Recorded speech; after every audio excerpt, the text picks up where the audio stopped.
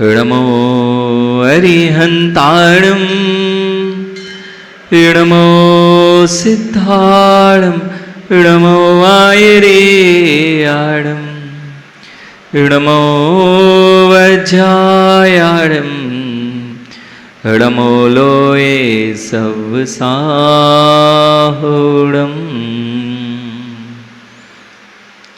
बोलिए अनंतानंत सिद्ध परमेष्टि भगवान की। देवादिदेव 1008 आदि तीर्थंकर प्रभु आदिनाथ भगवान की। देवादिदेव 1008 चिंतामणि पार्श्वनाथ भगवान की। देवादिदेव 1008 चंद्र प्रभु भगवान की। परम पूज्य आचार्य भगवान कुंद कुंद देव की। परम पूज्य आचार्य भगवान समंत भद्र स्वामी गुणभद्र स्वामी महामुनिराज की। परम पूज्य भारत गौरव गणाचार्य श्री 108 विराग सागर जी महामुनिराज की। परम पूज्य अध्यात्म योगी चर्या श्रोमणी आचार्य प्रवर श्री 108 विशुद्ध सागर जी महामुनिराज की। द्वादशांग जिनवाणी माता की। जीवनी विशुद्ध कुल गौरव परम पूज्य शरणमणि समंत सागर जी महाराज की। जयकारा गुरुदेव का। नमोस्तु शासन।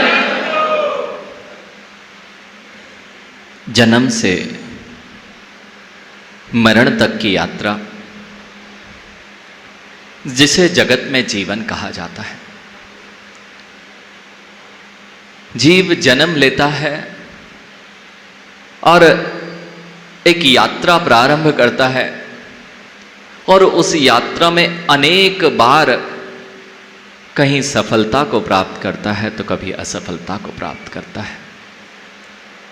प्रत्येक जीव के अंतर में यह भावना निहित होती है कि मेरा जीवन सफल जीवन बने, और इसी भागदौड़ में वह पूरा जीवन निकाल दिया करता है कि मैं कहीं ना कहीं जाकर किसी ना किसी स्थान पर जाकर इस जीवन को पार कर सकता हूं, इस जीवन के लक्ष्य को प्राप्त कर सकता हूं। किंतु जीवन निकल जाता है, ना तो लक्ष्य का भान हो पाता है और ना लक्ष्य की ओर गति हो पाती है। अनेक जीव हैं इस जगत में, लेकिन लक्ष्य कितने जीवों को ज्ञात है। एक छोटे से बालक से मिलेंगे, उसके जीवन का लक्ष्य क्या होता है सिखा देते हो आप, बचपन से ही सिखा देते हो, पढ़ो, पढ़ाई करोगे तो अच्छे आदमी बनोगे, अच्छा पढ़ाई नहीं करोगे तो जीवन अच्छा नहीं चलेगा। तो पढ़ना प्रारंभ किया, अभी पढ़ना प्रारंभ किया तो जिस कक्षा में है उस कक्षा का लक्ष्य बना बैठा, उस कक्षा का लक्ष्य बना रखा कि मुझे इस कक्षा में पास होना है, मुझे इस कक्षा में पास होना है, इतना लक्ष्य बना के चला। जैसे ही उस लक्ष्य तक पहुंचने को हुआ, दूसरा लक्ष्य दिखने लग गया। जैसे ही उस लक्ष्य तक पहुंचने को हुआ, अगली कक्षा दिखाई देने लग गई, फिर नया लक्ष्य खड़ा हो गया। जैसे तैसे करके पढ़ाई के लक्ष्य को पूरा करता करता, यह बोलते बोलते, यह सुनते सुनते कि पढ़ लेगा तो जीवन अच्छा हो जाएगा, पढ़ लेगा तो सब कुछ व्यवस्थित हो जाएगा। तो मैं सारे पढ़े लिखे लोगों से पूछता हूं, आप सब पढ़े लिखे हैं, जीवन व्यवस्थित हो गया ना? नहीं महाराज, अभी दौड़ लगी हुई है, अभी तो कुछ पाना है, अभी कुछ मिला नहीं है। क्या पाना है? क्या पाना है? ज्ञानियों, मैंने देखा उस बंदर को, आपके यहाँ बहुत बंदर हैं, बहुत कुछ सिखा देते हैं, आप नहीं सीख पाते, मैं क्या करूं। हाँ, बंदर भी कुछ सिखाते हैं, हर जीव से कुछ सीख मिलती है। श्वान से भी सीखा जा सकता है तो कौवे से भी सीखा जा सकता है। सीखने की आदत जीव को सफल बनाती है। या तो स्वयं गलती करके सीखो या दूसरों के देखकर सीखो। एक दिन निहार को जा रहा था मैं, और जैसे बानर सेना आपके यहाँ है, शाहगढ़ में भी बानर सेना थी। पिछला चतुर्मास शाहगढ़ में था, निहार को जा रहा था, एक ट्रक रास्ते में खड़ा हुआ था और उस ट्रक पर 2, 3, 4 बंदर, और बंदर भी नहीं थे, बंदर के बच्चे। और बंदर के बच्चे, जैसे ही मैं निकला ना सत्येंद्र भैया, जैसे ही मैं निकला वे मेरी तरफ देखते हैं। हाँ, एक दिगंबर मुद्रा ऐसी चीज है ना कि हर प्राणी का चित्त एक ना एक बार तो आकर्षित कर ही लेता है। और आप भी बंदरों को जरूर देखते हैं, भले ही आप बंदरों के बीच में रह रहे हैं आगरा में, लेकिन उनकी चेष्टाएं आपको हर समय आनंदित करती हैं। क्यों? है तो चंचली, लेकिन फिर भी जो चेष्टा करता रहता है वह आपको आकर्षित करता है। और अगर बंदरों के वे बच्चे हों माँ, तो और ऐसे लगते हैं कि वो बिल्कुल सरल, और उनके चेहरे पर भले वे हंसते नहीं हैं, लेकिन आनंद तो दिखाई देता है। जब वे उचकते हैं, कूदते हैं, इधर से उधर छलांग लगाते हैं, ऐसे ही कुछ उस ट्रक पर बैठे हुए कुछ 3-4 बानर, छोटे छोटे बच्चे खेल रहे थे। एक बार देखा मैंने, थोड़ा आगे बढ़ा, पुनः एक बार नजर गई, और उस रात्रि में तीव्र बारिश हुई थी। जिस दिन सुबह निहार को जा रहे थे उस दिन तीव्र बारिश थी। दूसरी बार देखा, तीसरी बार पुनः मैंने पलट कर देखा। हाँ, मेरे साथ जितने लोग चल रहे थे प्रवीण भैया, वे सब भी उन बानरों को पलट के देख रहे थे। लेकिन जो मैं देख रहा था वो लोग नहीं देख रहे थे। रहीलाल जी, हाँ, हर लोग हर चीज नहीं देख पाते, भले ही सब कुछ देख रहे होते हैं। सब लोग आंखें खोलकर चल रहे होते हैं, लेकिन सब लोग आंखें खोलकर भी आंखें बंद किए रहते हैं, इसलिए कभी भी देख ही नहीं पाते कि वह हो क्या रहा है। मेरी भी आंखें खुली थी और कुछ अलग ही उस दिन की ऊर्जा थी। बहुत अच्छी सामायिक हुई थी, बहुत अच्छा दिन था। और सुबह से उठ के, जैसे आप लोग कुछ दिन ऐसा होता है कि कभी बहुत अच्छा आपका होता है, वैसे तो अब ऐसी उम्मीद करना, अमन भार लेके सोता है और भार लेके ही उठता है जी। आनंद की तो अनुभूति उसको होती ही नहीं है, सुबह से भार लेके घूमता है। यानी एक बार याद रखना प्रवीण भैया, अपने सिर पर थोड़ा सा भार रख लेना और थोड़ी दूर चलना। सब्जी वाले टोकरी लेके चलते हैं माँ, थोड़ी दूर चलते हैं, अगर ज़्यादा दूर चलें तो गर्दन तिरछी हो जाती है। छोटा सा भार भी आपके सिर पर होगा तो आपकी गर्दन टूट जाएगी, कमर भी आपकी दर्द करने लग जाएगी, और ज़्यादा चल लिए तो कमर भी टूट जाएगी।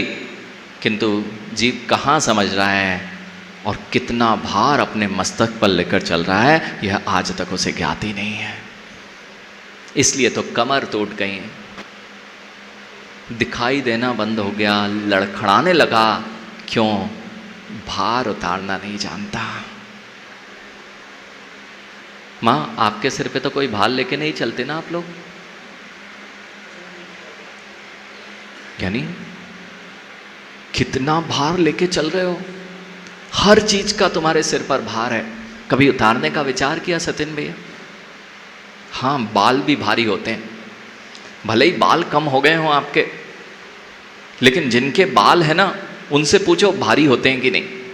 रिंकू भैया, बाल में भी वजन होता है, और जब आपकी दाढ़ी बढ़ जाए और उसके बाद आप उसको हटाते हैं तो सीधी हवा लगती है कि नहीं? भार है, और ये भार तो बाहरी भार है, इसके अंदर जितना भार है उसको तुम हटाने का कभी प्रयास ही नहीं करते हो, इसलिए लड़खड़ाते चलते हो। बुद्धि काम करना बंद कर दी। भार रखा हो ना, पहले भैया भार उतारो। अगर कोई 50 किलो का भार, मुकेश भैया 50 किलो का भार आपके सिर पर लदा हो, तो कहीं जा रहे हो तो सबसे पहले क्या कहते हो? अरे पहले बात में करेंगे, पहले भार उतार दें। सत्य ना? और अगर कोई कहे नहीं नहीं तुम तो भार रखे रहो और अपन बात कर लेते हैं, क्या करोगे? अरे रुक जा, 2 मिनट खड़ा हुआ हूं, थोड़ा शांति तो लेने दे। थोड़ा भार उतारते से ही शांति मिलती है। यही तो मैं कह रहा हूं, भार उतारने से उतार लिया। महाराज जी है ही नहीं, बोल सकता है कोई? छोटी छोटी बातों का भार तुम अपने सिर पर रखे हो और चले जा रहे हो। कैसे उतारना है? अरे जैसे भार ऊपर होता है, हाथ रखा और ऐसा पटक दिया।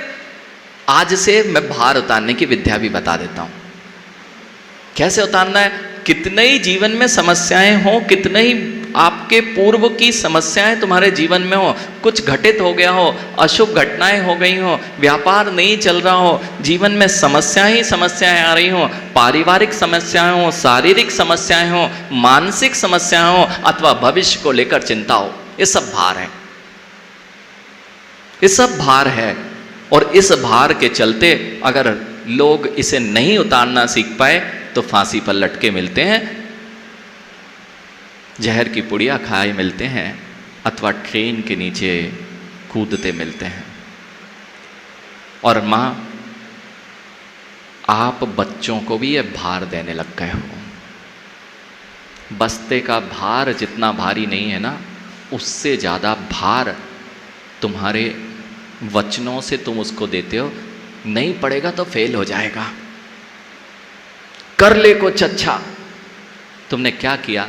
अभी तक दिमाग चल भी रहा होता है ना, अब आपकी डांट और आपकी फटकार ने और भविष्य को छोटे से, अगर इनका मन चले ना सत्यन भैया, इन माँ का मन चले ना, तो गर्भ में ही IAS की कोचिंग लगा दें।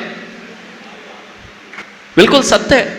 6ठी क्लास से महाराज जी बहुत बड़ा इंटरनेशनल मैथमेटिक्स का है, वो 11वीं की मैथमेटिक्स 6ठी में पढ़ा रहा है, हमारा बच्चा निकल गया है। यानी देख तो लो उस बच्चे की सामर्थ्य कितनी है, और तुमने लाद दिया उन्हें इच्छाओं की सामर्थ्य से, वासनाओं की सामर्थ्य से।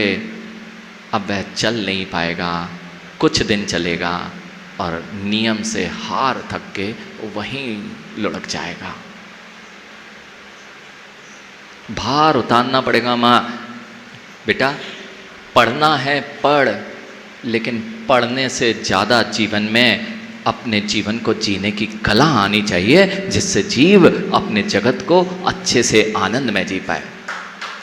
भार उतारना सीखे, भार उतारना सीखे। भार उतारते ही से शांति मिलती है। माँ, आपके जीवन में भार है ना, आचार्य भगवान का एक सूत्र पढ़िए, जो है सो है, और हाथ को ऐसा कीजिए, अपने सिर पर फेरिए।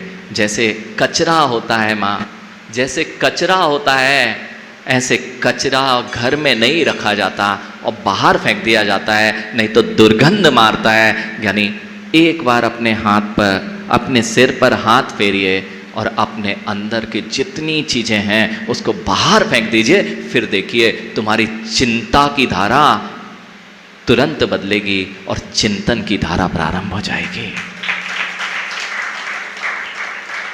अरे अखिलेश, मोबाइल में भी आजकल डेटा रहता है, और इतना डेटा रहता है, और मुझे लगता है अमन, जंक डेटा सबसे ज़्यादा तुम्हारे मोबाइल में रहता है। और तुम सोचो कि अच्छा मुझे रखना है तो पहले जंक को निकालना पड़ेगा। ऐसे ही जिनवाणी के सूत्र जिसको अपने जीवन में पिरोना है, उसको अपने जीवन में जो यह व्यर्थ की चिंताएं हमने संजोकर रख ली हैं, जो इच्छाएं और काम वासनाएं हमने संजोकर रख ली हैं, जो हमारे विपरीत मान्यताओं की कचरे के ढेर मेरे मस्तिष्क में पड़े हुए हैं, उन कचरे को बाहर करिए, अन्यथा बदबू जाने वाली नहीं है। आप लोगों के मस्तिष्क में तो कचरे का ढेर नहीं है ना? आप लोगों के अंदर विपरीत मान्यताएं तो नहीं है ना? आप तो जैसा जिनेंद्र भगवान ने कहा वैसा मानने वालों में से है ना? दिमाग चलता नहीं। अभी कल आचार्य भगवान एक कहानी सुनाए थे, सुरत्न सागर जी। जानते कुछ है नहीं, मानते किसी की है नहीं, तानते अपनी जरूर हैं। अरे कल ही तो कहानी सुनाई थी उन्होंने कि दो युवक और युवती का जब मिलान नहीं हो रहा था और 98% गुण मिल गए थे, 2 गुण नहीं मिल रहे थे। माँ, अगर बच्चे तो यही चाहते हैं कि 2 गुण नहीं मिले, तो पहला गुण जैसे ही बोला गया था उसको कि भाई मेरा बेटा कुछ नहीं जानता, तो ये बिटिया बड़ी खुश हो गई थी। बिटिया बड़ी खुश हो गई थी। किस बात पे खुश हो गई थी? यही तो मैं चाहती हूं कि कुछ नहीं जानता, बाकी तो मैं जनवा लूंगी। अरे माँ, इससे अच्छा क्या? पूरा कंट्रोल रूम किसके पास? जिनके पास कुछ नहीं। देखो, अब मेरे से मत बोलना। नीतिकारों ने कहा है राज्य व्यवस्था, घर की व्यवस्था यदि स्त्री पर्याय में होगी तो शीघ्रता से देश, राज्य और राष्ट्र का नाश होगा। अब मुझसे मत बोलना। आपकी बुद्धि पर्याय की प्रत्याशक्ति भी होती है, पर्याय की प्रत्याशक्ति भी होती है। उस पर्याय की प्रत्याशक्ति जिसकी जितनी सोच जा सकती है वह उतना ही सोच पाता है, उससे आगे की चीज़ें वही घातक हो जाती हैं। किंतु चिंता नहीं करना माँ, यह विषय है भौतिक संसार की नीति का, लेकिन आपके पास भी वह सामर्थ्य है कि अपनी इन विपरीतताओं को निकालकर तुम्हारी सोच भी भगवान बनने की हो सकती है। उसी का नाम सम्यक दर्शन है। लेकिन कचरा ज़्यादा आपके दिमाग में कि इधर के? मुझे लगता है माँ, अगर आपका मस्तिष्क ठीक हो जाए, अंदर से जो दुर्बुद्धि है, परंपराओं की, रूढ़ियों की, अथवा अनेक प्रकार की जो मान्यताएं हमने सीख रखी हैं, वो बच्चों को देने वाला और कोई नहीं होता है, उसकी माँ ही होती है।